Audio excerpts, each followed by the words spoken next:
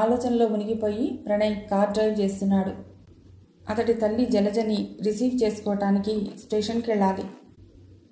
ఒక ముసలాయన హడావుడిగా రోడ్డు క్రాస్ చేస్తూ భయంతో కాబోలు రోడ్డు మధ్యలో ఆగిపోయాడు.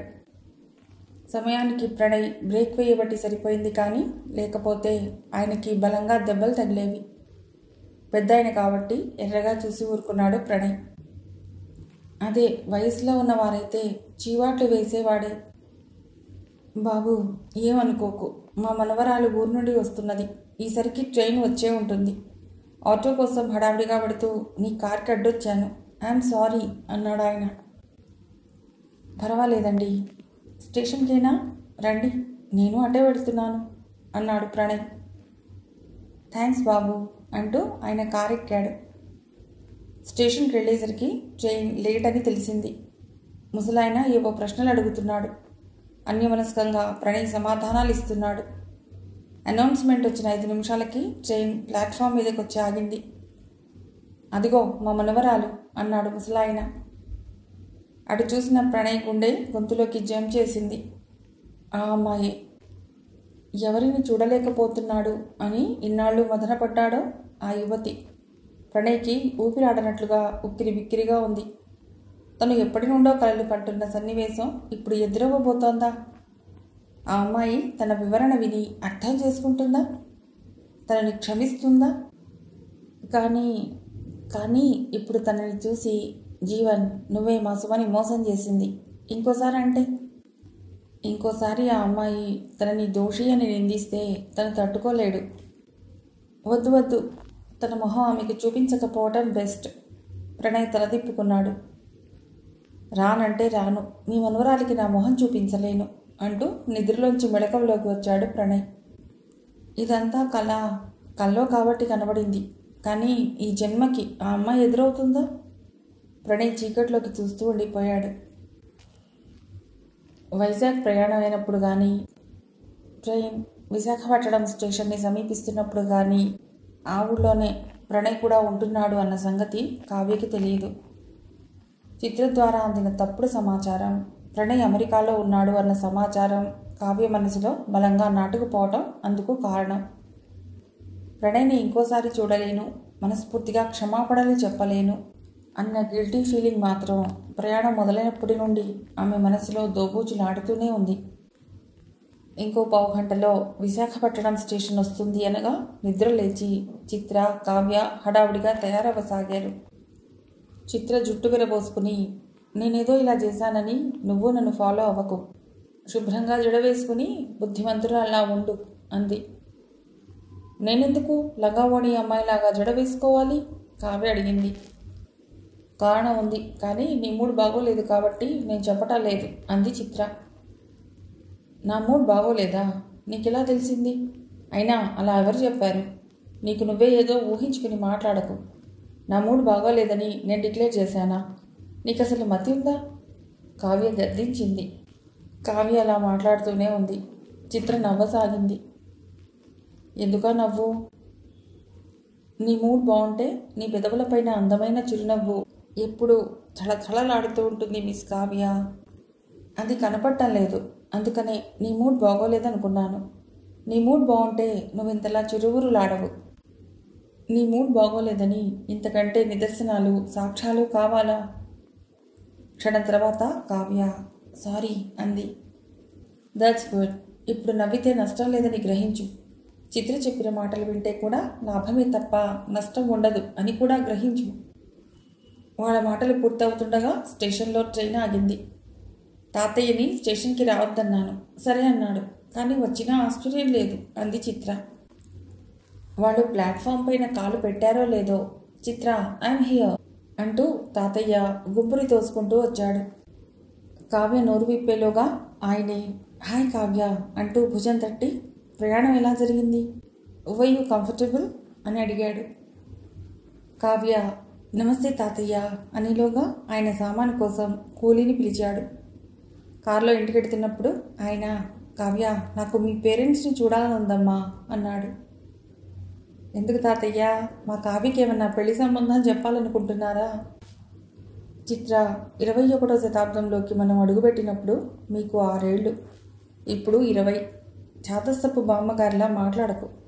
ఇంకా ఈ రోజుల్లో సంబంధాలు చూడటం, పెళ్లి చూపులు ఏమిటి నాన్ సెన్స్. పెళ్ళి అన్నది చూపులతోనే మొదలవ్వాలి. లవ్ ఎట్ ఫస్ట్ సైట్ అని ఊరికే అనలేదు. మనం మరీ ఫాస్ట్ కాకపోతే లవ్ ఎట్ సెకండ్ సైట్, మరీ స్లో అయితే లవ్ ఎట్ 10th సైట్. అంతేగాని లవ్ ఎట్ పెళ్లి చూపులు అన్నది ఇల్లాజికల్ అండ్ ఇంపాసిబుల్ అని నాకు అనిపిస్తుంది. కావ్య, నోటికి నాలికకి సంబంధించిన పాటలు తప్ప మా చిత్ర బ్రెయిన్లో వీళ్ళ పాటలు అంతగా డెవలప్ అవ్వలేదని నాకు డౌట్ వస్తూ ఉంటుంది. కాబట్టి దాని మాటలు పట్టించుకోకు. నాలాంటి ముసలి వాళ్ళు ఎవరైనా పొరపాటున సంబంధం చెబుతావంటే నో థ్యాంక్స్ అని చెప్పు. మేం పుట్టక మునుపు ఓ మహానుభావుడు స్వాతంత్రం మా జన్మ హక్కు అని అన్నాడు. కొత్త తరంలో పుట్టిన మీరు ప్రేమలో పట్టం మా జన్మ హక్కు అనాలి. అర్థమైందా? కావ్య శబ్దం వినబడకుండా నవ్వింది. కావ్య ప్రేమ గురించి తర్వాత మాట్లాడుకుందాం కానీ, మరి కావ్య పేరెంట్స్తో నీకేం పని తాతయ్యా? చిత్ర అడిగింది. కావ్య అని పొయిటిక్గా ఉన్న పేరు పెట్టినందుకు మెచ్చుకోవాలని ఉంది. నేను వద్దు ఇంతకంటే మంచి పేర్లు ఉన్నాయని మొత్తుకుంటున్నా మీ అమ్మ నా మాట వినకుండా చిత్ర అని పేరు పెట్టింది. చిత్ర అట, చిత్ర. ఆ పేరే పెట్టాలని ఎందుకంత పంతమని అప్పటికే అడిగాను. జన్మ నక్షత్రం కదా అని ఏదో రీజన్ చెప్పింది.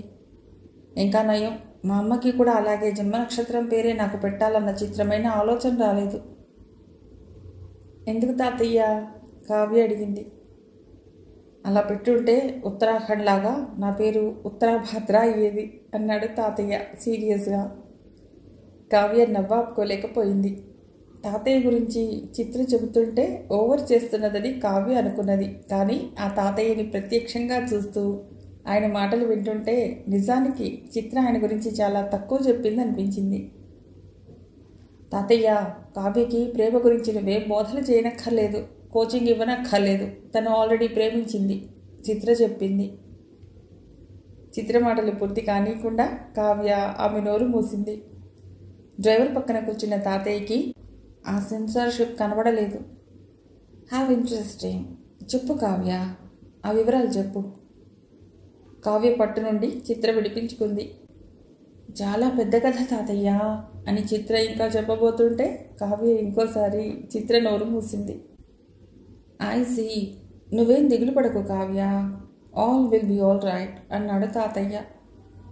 డ్రైవర్ ఎదురుగా ప్రేమ కథల టాపిక్ ఏమిటి అన్నట్లు కావ్య డ్రైవర్ని చూపిస్తూ చిత్రని సన్నగా గిల్లింది. తన ప్రేమకి అడ్డంకులు ఎదురైనట్లు తాతయ్యకి ఎలా తెలిసిపోయిందా అన్న ఆలోచనతో కావ్య విధించబోయే సెన్సార్షిప్ తీవ్రంగా అవుతుందన్న భయంతో చిత్ర మౌనంగా ఉండిపోయారు. పిల్లలు ఇంకా రాలేదేమిటా అని చిత్ర అమ్మమ్మ ఎదురు చూస్తున్నది. కావ్యని చూడగానే లక్షణంగా ఉన్నావు తల్లి అంది. ఆవిడ చిత్రవంక తిరిగేసరికి ఆ స్వరంలో సౌమ్యత తగ్గింది. చిత్ర, నువ్వేమిటే దయ్యంలాగా జుట్టు విరబోసుకున్నావు? నీ ఫ్రెండ్ని చూసి బుద్ధి తెచ్చుకో అంది. తర్వాత చిత్ర చెప్పింది. మా అమ్మని చూశాక first impression is best impression అన్న సామెత పుట్టించారని నా అనుమానం. ఇహ నీకు డోకా లేదు. ఇప్పుడు స్నానం చేసి జుట్టు విరబోసుకో, అమ్మమ్మకి కోపం రాదు. ఒకసారి కావ్య లక్షణంగా ఉంది అనుకున్నాక ఆవిడ ఆ అభిప్రాయం మార్చుకోదు. అదేమిటి? ఆవిడ తత్వం అంతే. మా తాతయ్య అయితే అమ్మమ్మ అలా ఉండకపోతే తన ప్రేమ ఫ్లాప్ అయ్యేది అని అంటాడు, చిత్ర అంది. నిజంగా వీళ్ళది ప్రేమ వివాహమా? కావ్య సందేహం వెలిపించింది. అది ఈసారి తాతయ్యని డైరెక్ట్గా అడుగు అంది చిత్ర.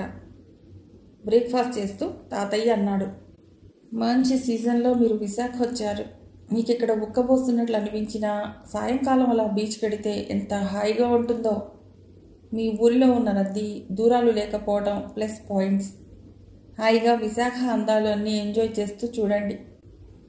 చుట్టుపక్కల ఉన్న భీమ్లీ, అరకు, పాడేరు, బొర్రా కేవ్స్, లాంబాసింగి అన్నీ ఓ చుట్టండి. ఇంకా టైం మిగిలితే మీ ప్రాజెక్ట్ సంగతి కాస్త సీరియస్గా చూడవచ్చు. ఆయన చెప్పిన విధానానికి కావ్య, చిత్ర నవ్వారు. వాళ్ళేం సైట్ సీయింగ్కి రాలేదు, ప్రాజెక్ట్ చేద్దామని వచ్చారు. మీ అల్లరి మాటలతో వాళ్ళని చెడగొట్టకండి అంది అమ్మమ్మ. ఆగు, మనం డెమోక్రసీ ఫాలో అవుదాం. కావ్య, సైట్ సీయింగ్, ప్రాజెక్ట్, ఈ రెంటిలో ఏదో ఒకటే కోరుకోవాలంటే మీరు ఏది సెలెక్ట్ చేసుకుంటారు? కావ్య ఆలోచించి సమాధానం ఇచ్చేలోగా చిత్ర అందుకుంది. Sight seeing. కావాలంటే హైదరాబాద్ వెళ్ళి వేరే ప్రాజెక్ట్ చేయవచ్చు, కానీ వైజాగ్లో చూడవలసినవి హైదరాబాద్లో చూడలేం కదా అమ్మమ్మ అంది. ఎక్సలెంట్ లాజిక్ అన్న కావ్య కూడా సైట్ సీయింగ్కే ఓటేసింది. ఇప్పుడు అర్థమైందా? వాళ్ళిద్దరూ సైట్ సీయింగ్కే ప్రాధాన్యత ఇచ్చారు. వాళ్ళ పద్ధతి నీకు నచ్చకపోయినా, కాదు ప్రాజెక్టే చేయాలి అని నువ్వు అనుకున్నా, ఆ ప్రాజెక్ట్ ఏదో నువ్వే చేసుకో అన్నాడు తాతయ్య భార్యను ఉద్దేశించి. ఆయన మాటలకి చిత్ర, కావ్య కలిసి నవ్వారు. నాకు చాలా బాధగా ఉంది తాతయ్య అంది కావ్య నవ్వటం అయ్యాక. ఎందుకమ్మా? కంగారుగా అడిగాడు తాతయ్య. మేం బీఎస్సీ చదువుతున్నప్పుడే చిత్ర వైజాగ్ ట్రిప్ ప్లాన్ చేసింది.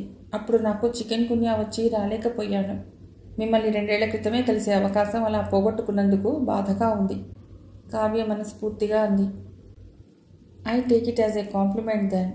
గుడ్ అంటూ అమ్మమ్మ వంక తిరిగాడు తాతయ్య. చదువు ముఖ్యమే అని నాకు తెలుసు. సపోజ్ వీళ్ళిద్దరూ చిత్రనాథ్, కావ్యనాథ్ అన్న అబ్బాయిలనుకో, అప్పుడు వాళ్ళు ప్రాజెక్ట్ని సీరియస్గా తీసుకోకుండా పిక్నిక్లని తిరిగితే క్లాస్ తీసుకుని చివాట్లు వేసేవాణ్ణి. కానీ వీళ్ళ అమ్మాయిలు ఇంకో 7 ఏడాది అయ్యాక ఏమవుతుంది? వీళ్ళ అమ్మలు వెనకాల పడి పెళ్లి చేసేస్తారు. ఆ తర్వాత సరదాలుంటాయి కానీ ఇలాంటి సరదాలు ఉండవు. అదే అబ్బాయిలైతే అమ్మాయిల కంటే 3-4 ఏళ్ల ఆలస్యంగా పెళ్లి చేసుకుంటారు. అమ్మాయిలకి 21, 22 నుండి ఎప్పుడైనా పెళ్ళి అవుతుందనుకుంటే అబ్బాయిలకి 26 తర్వాతే. ఆ 3-4 ఏళ్లలో అబ్బాయిలకి ఇలాంటి సరదాలు తీరుతాయి. కానీ అమ్మాయిల సంగతి ఏమిటి? అమ్మమ్మ కళ్ళు మూసుకుని తల ఊపుతూ వాట్ ఏ ఫిలాసఫీ సర్ అంది. ఆవిడ అన్న తీరుకి కావ్య నవ్వు ఆపుకోలేకపోయింది. అమ్మమ్మ, మీ సెటైర్ బాగుంది, కానీ తాతయ్య చెప్పింది మంచి ఫిలాసఫీ. మా అమ్మాయిల గురించి నాకు తెలిసి ఎవరూ ఇంతగా కన్సర్న్ చూపించలేదు అంది. కావ్య, చిత్ర స్నానం చేసి ఫ్రెష్ అయ్యి వచ్చేసరికి తాతయ్య వాళ్ళకి 5-6 కాగితాలు ఇచ్చాడు. వాళ్లకు కావలసిన మెరైన్ శాంపుల్స్ కలెక్ట్ చేసే వారితో ఆయన ఆల్రెడీ మాట్లాడాడు. ఇక్కడ ఓ ప్రైవేట్ R&D ల్యాబ్ ఉంది. ఆ శాంపుల్స్లో మీ కాలేజీలో చేయలేని అనాలిసిస్లు అక్కడ చేసిమ్మని అడిగాను. వాళ్ళేమో స్టూడెంట్స్కి సహాయం చేస్తాం, కానీ కాలేజీ నుండి లెటర్ కావాలన్నారు. మా ప్రిన్సిపల్ రాసిన లెటర్ తెచ్చా తాతయ్య అంది చిత్ర. ఇదంతా నువ్వు ఎప్పుడు చేసావు? కావ్య అనుమానంగా అడిగింది. చిత్ర నవ్వింది. నీ మూడ్ బాగోలేదు కదా, నీకు సోదంతా చెప్పి విసిగించడం ఎందుకు అని నేనే కష్టపడి తిరిగాను. మూడ్ బాగోలేదా? ఎందుకు? ఓకే ఓకే, ప్రేమ వ్యవహారమా? Too bad. లంచ్ అయ్యాక మనం ఓ 2 మాట్లాడితే మీ ప్రాజెక్ట్ లాంఛనంగా ప్రారంభమైనట్లే. కాబట్టి లంచ్లోగా మనం ఫ్రీ. కావ్య, ప్రేమలో కామాలు, సెమీకోలన్లు వస్తూనే ఉంటాయి. దానికోసం అని మూడు చెడగొట్టుకోకూడదు తాతయ్య అన్నాడు. తాతయ్య అంత చనువుగా ఆప్యాయంగా మాట్లాడటంతో ఆసరికి కావ్యకి మొహమాటాలు, ఇన్హిబిషన్స్ దూరమయ్యాయి. కామా, సెమీకోలన్ కాదు తాతయ్య. బహుశా నా ప్రేమ పులి స్టాప్ పడి ఆగిపోయింది. ఇక ముందుకెళ్ళటం కష్టం. అయితే మూడెందుకు చెడగొట్టుకోవాలి? అలా చెడగొట్టుకుంటే ప్రేమ ముందుకెడుతుందా? వెళ్ళదు కదా. సింపుల్. సో జరిగింది మర్చిపో, మామూలుగా ఉండటానికి ప్రయత్నించు. కావ్య అడ్డు తగిలింది. నో, నేను మర్చిపోలేను తాతయ్య అంది ఖండితంగా. తాతయ్య కనుబొమ్మలు ఎగరవేశాడు. ఓహో ఓహో, అంత ఘాటైన ప్రేమ. ఇంతకీ ఆ అబ్బాయి ఏమంటాడు? ఆ అబ్బాయి తప్పులేదు తాతయ్య, నేనే చాలా పెద్ద తప్పు చేశాను. కానీ నాది ఒక్క డౌట్. పొద్దున్నే స్టేషన్ నుండి వస్తూ నా ప్రేమ కథ చాలా పెద్దది అని అనగానే నా ప్రేమకి అడ్డంకులు ఉన్నాయని మీరు ఎలా గెస్ చేశారు అడిగింది కావ్య. Simple Kavya, simple. నీ ప్రేమకి అడ్డంకులు లేవనుకో, నువ్వేం చెప్పేదానివి? ఫలానా అబ్బాయికి ప్రేమించాను, రిజల్ట్స్ వచ్చాక పెళ్ళి అనో, అతడు అమెరికా నుండి వచ్చాక పెళ్ళి అనో చెప్పేదానివి. ఎప్పుడైతే నువ్వు పెద్ద కథ అన్నావో అప్పుడే మీ కథ ఇంటర్వెల్లో ఆగిపోయిందనుకున్నాను తాతయ్య చెప్పాడు. ఇంటర్వెల్ తర్వాత క్లైమాక్స్ చేరి శుభంకాడు పట్టం నా ప్రేమలో జరగకపోవచ్చు, అంటూ జరిగిందంతా వివరంగా చెప్పింది కావ్య. అంతా విని ఆలోచనలో పడ్డాడు తాతయ్య. నీ మూలంగా తప్పు జరిగింది, కానీ ఇందులో నీ తప్పు లేదు కావ్య. నీ స్థానంలో ఎవరున్నా చివరికి చిత్ర ఉన్నా అలాగే చేసేది. కాబట్టి ఇప్పుడు నువ్వు మూడు బాగోలేదు అన్న మాటకి ఫుల్ స్టాప్ పెట్టు. ముందు నీ ప్రేమ గురించి వరీ అవ్వకు. Let's hope for the best, సరేనా? సరే అన్నట్లు కావ్య తల ఊపింది. కానీ ఆమెలో ఉత్సాహం కరువైనట్లు తోచింది చిత్రకి. అవును తాతయ్య, ప్రేమించు కానీ ప్రేమలో పడకు అన్న సూక్తి నేను ఎక్కడో చదివాను. దాని గురించి నువ్వేమంటావు అడిగింది. తాతయ్య చిన్నగా నవ్వాడు. పదాలతో ఆడుకుని కొత్త అర్థాలు బయటపెట్టాలన్న ప్రయత్నం, కానీ అందులో పసలేదమ్మా. ఎందుకో వివరంగా చెప్తాను. అక్కడ ఓ గొయ్యి ఉందనుకో, ఆ గొయ్యిలో ఎవరైనా పడాలనుకుంటారా? లేదు కదా. కానీ చూసుకోకుండానో ఎవరో తోస్తేనో యాక్సిడెంటల్గానో అందులో జనాలు పడతారు. అవునా? ప్రేమ కూడా అలాంటిదే. ప్రేమలో పడుతున్నాం అన్న స్పృహ లేకుండా అనుకోకుండా పడే ప్రేమలో తీయదనం వేరు. అందుకని ప్రేమించడం అన్న మాట కంటే ప్రేమలో పట్టం అన్న మాట అంటేనే నాకు ఇష్టం, సరేనా? ఇక నేను అమ్మమ్మ పర్మిషన్ తీసుకుని గార్డెన్లోకి వెళ్ళి సిగరెట్ తాగొస్తాను. తాతయ్య వెళ్ళాడు. వండర్ఫుల్ పర్సన్ అంది కావ్య దూరం అవుతున్న తాతయ్యని చూస్తూ. సాయంకాలం కావ్య చిత్ర బీచ్కి వెళ్ళారు. నేను చాలాసార్లు వైజాగ్ వచ్చాను, ఎన్నోసార్లు ఈ బీచ్లో కూర్చున్నాను. కానీ ప్రతిసారి ఈ సముద్రం అంత అందమైనది, అర్థం కానిది ఈ సృష్టిలో లేదు అనే అనిపిస్తుంది. ఆగకుండా వచ్చే ఆ కెరటాలు చూడు, వాటికి విసుగు విరామము ఉండవా? అదిగో చంద్రుడు వస్తున్నాడు. వెన్నెల కెరటాలకి ఎంత అందాన్ని ఇస్తుందో చూడు, చిత్ర అంది. నేను సముద్రాన్ని చూడటం ఇది రెండోసారి అంది కావ్య అబ్బురంగా కనబడుతున్న దృశ్యానికి కళ్ళని అప్పజెప్పి. ఇంకోసారి అమెరికాకి ప్రయాణం అవ్వటంతో ఆ రోజు నుండి 3 వారాలు ప్రణయ్ విశాఖపట్నంలో ఉండటం లేదు. లేకపోతే కావ్యకి అతడు తప్పకుండా బీచ్లో ఎదురయ్యేవాడే. తాతయ్య అమ్మమ్మ కూడా వస్తే బాగుండేది అంది కావ్య. ఈరోజు తాతయ్య స్నేహితుడి ఇంటికి వస్తున్నారు, అందుకనే ఈరోజు రాలేను, రేపు సాయంకాలం తప్పకొస్తానన్నాడు చిత్ర చెప్పింది. రేపు కాదు ఈరోజే వస్తున్నాం అన్నాడు తాతయ్య వాళ్ళ ముందుకొస్తూ. తాతయ్య, వాట్ ఈజ్ సర్ప్రైజ్? మరి మీ స్నేహితులు రాలేదా? ఈ ప్రాజెక్ట్ కాకపోతే ఇంకో ప్రాజెక్ట్ చేయవచ్చు, కానీ ఇక్కడి అందాలు అక్కడ హైదరాబాద్లో చూడలేం అని పొద్దున్న నువ్వు ఓ లాజిక్ చెప్పావు, గుర్తుందా? నాకు బాగా నచ్చింది. అదే లాజిక్ని వాడి మా ఫ్రెండ్స్తో ఇంకోసారి కబుర్లు చెప్పుకోవచ్చు, కానీ ఏదో కొన్ని రోజులు ఇక్కడ ఉండే పిల్లలతో గడిపే అవకాశం మళ్ళీ మళ్ళీ రాదు అని అనుకుని వచ్చేశాం. తాతయ్య నవ్వాడు. మీకు ఇబ్బంది లేదు కదా? ఇబ్బంది ఏమిటి తాతయ్య, మీ కంపెనీ మిస్ అయ్యాం అని ఇప్పుడు అనుకుంటున్నాం కావ్య అంది. తాతయ్య, అదిగో చంద్రుడు వచ్చాడు. కెరటాలు వెండి వెన్నెల్లో తళతళలాడుతున్నాయి. చల్లటి గాలి హాయిగా ఉంది. ఆహా, అమ్మమ్మ వేడిగా మిర్చిబజ్జి కూడా తెచ్చింది. అన్నీ బాగా కుదిరాయి. మంచి కబుర్లు చెప్పు చిత్ర అడిగింది. కబుర్లు కాదు, చిన్న క్విజ్. కావ్య, ప్రేమని వర్ణించమంటే నువ్వేం చెప్తావు? ప్లీజ్ నీ విఫలమైన ప్రేమ గురించి మాట్లాడకు. వైజాగ్ వచ్చాక, తాతయ్య కబుర్లు విన్నాక, ప్రాజెక్టు విషయాల గురించి ఆలోచనలు మొదలుపెట్టాక కావ్య చాలా వరకు కుదుటపడింది. అందుకనే తాతయ్య మాటలకి చిన్నగా నవ్వి, ప్రేమ అంటే మ్యాజిక్ అనిపిస్తుంది తాతయ్య నాకు. మాయ. నేనేదో అద్భుతం జరగలేదు కాబట్టి ప్రేమలో పడలేదేమో అని చిత్రతో అన్న కొన్ని నిమిషాలకే నేను ప్రణయ్ని చూడటం తటస్థించింది. ఆ తర్వాత జరిగింది మ్యాజిక్. అయితే ఒకటి, మ్యాజిక్ ఎలా చేశారో తెలుసుకుంటే ఇక థ్రిల్ ఉండదు. అలాగే ప్రేమ ఏమిటో తెలుసుకుంటే ఆ ప్రేమలో థ్రిల్ ఉండదేమో. కాబట్టి ప్రేమ అంటే అనుభవించవలసిందే కానీ వర్ణించవలసింది కాదు తాతయ్య అంది. బాగుంది, బాగా చెప్పావు. చిత్ర, నీ కామెంట్? టక్కన అందుకుంది చిత్ర. అసలు నేను ప్రేమలో పడ్డానో లేదో చెప్పు తాతయ్య. నీ వ్యవహారం చూస్తుంటే పడలేదని అనుకుంటున్నాను. I right? రైట్ అంటూ చిత్రంగా నవ్వింది చిత్ర. ప్రేమలో పడకపోయినా అభిప్రాయం చెప్పే హక్కు ఉందనుకుంటాను కదా. ప్రేమ చిత్రమైనది తాతయ్య. ప్రేమ గమ్మత్తులు చేస్తుంది. ఇవన్నీ నాకు కావ్యని చూస్తే తెలిసాయి అంతే అంది చిత్ర. తాతయ్య సన్నగా నవ్వాడు. మీరు చెప్పింది నిజమే, కానీ నాకు మాత్రం ప్రేమకి సరియైన నిర్వచనం పిచ్చి అనిపిస్తుంది. ఆ పిచ్చి లేకపోతే ప్రేమలో థ్రిల్ ఉండదు. ఫ్లూ వైరస్ లాగా అలా అంటుకుంటుంది ప్రేమ. పరిచయమైన మొదట్లో అబ్బాయిలోనో అమ్మాయిలోనో చిన్న చిన్న తప్పులు కనబడవచ్చు. ఆ తప్పులని మర్చిపోవటం పిచ్చితనం అవ్వవచ్చు. కానీ ఆ తప్పులని చూస్తూ మనిషిని మర్చిపోతే ప్రేమే ఉండదు. తాతయ్య చెప్పుకుపోతున్నాడు.